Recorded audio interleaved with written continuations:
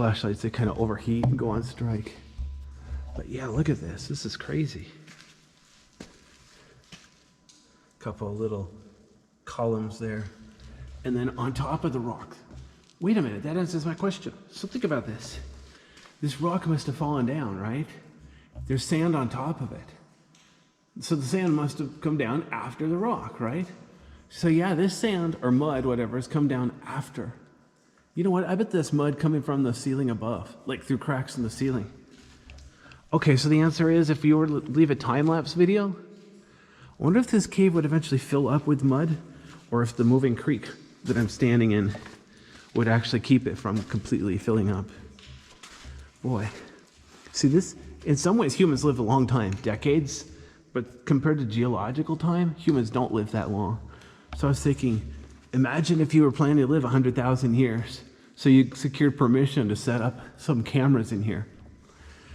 You'd only need to take like one picture per day, but after decades, centuries, millennia, you'd have a pretty cool looking video. Because I take 2 pictures per day, just to be safe. I like how this has got some texture to it. But I'm standing right next to these, so I need to be super careful where I put my feet. But there's lots of room here. There's a flat spot here in the floor. In a way, these formations, they all kind of look the same, but some are deeper, some are rounder, some are rougher. It's just like humans, even identical twins. Once you get to know them, you can tell them apart. Excuse me. You know, wear and tear, personality, nurture, etc.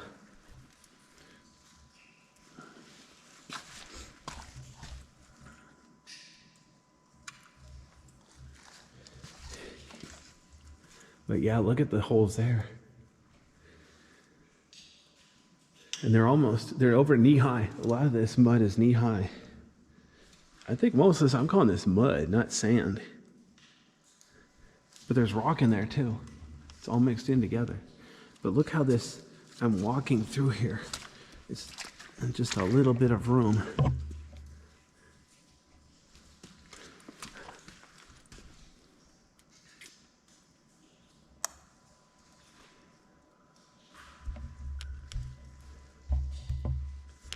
Yeah, this is a neat cave. Oops. Okay, I'm up here on some rocks. Oh, I stepped on a rock, but it felt squishy. I'm like, did I accidentally step on some mud? But no, somehow the rock was squishy. I wonder if there was mud underneath it or something weird. Yeah, I'm gonna go ahead and play hopscotch on these rocks to try to be a little bit thorough. I'm going the wrong way now, but I don't want to miss my chance. I got all day, other than not bringing any water.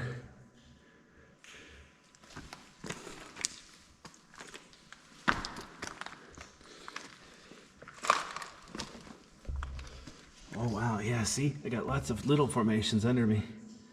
Very dark. I'm not sure if that's wet or mud or what.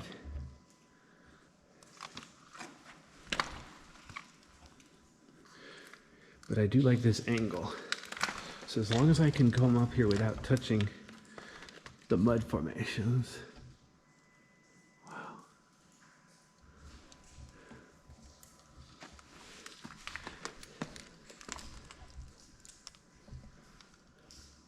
I have to be careful.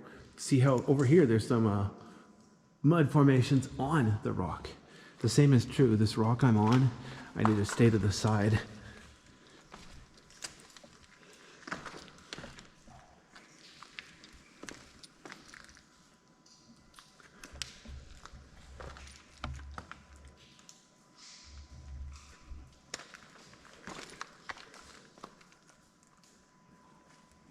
Okay, so now I'm up here where it's kind of mud.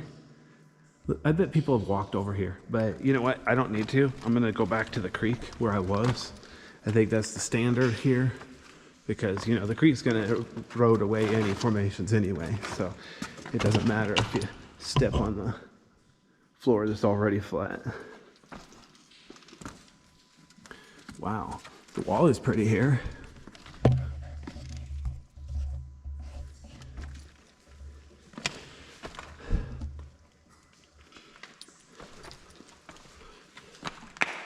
Okay, now how did I get up here? Okay, so now I have a choice. I can stay to the right, there's rock, or I can go down to the creek. I was planning on staying to the left, and there's more mud formations down here by the creek. So here I am. Oops, stepped in the creek.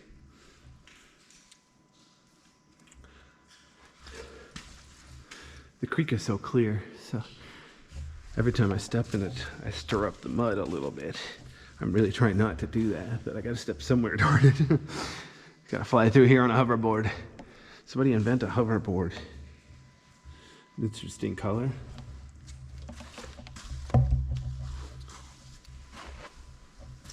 Whoa. There's like one part of the corner where people have been stepping on the mud because there's no place else to stand.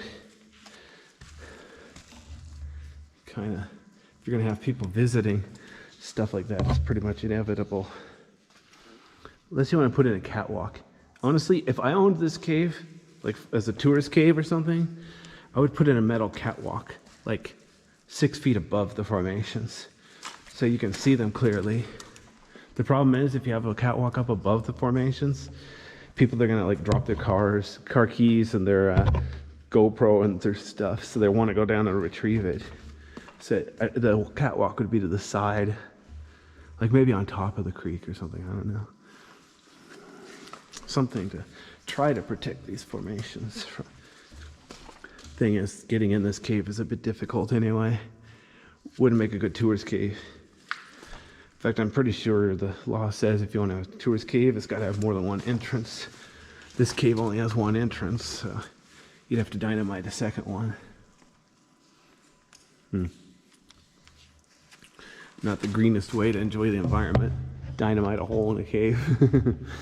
All right. Excuse me. I don't know why I got a cough. No, I don't have COVID-19. Cool. The way it's wet at the bottom, it's almost like it flooded down here. Man, I really would like to get...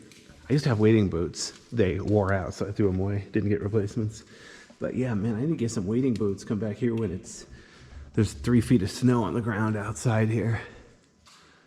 The cave, I'm sure, is always above freezing, which means there's snow above, it'll slowly melt, drip down here.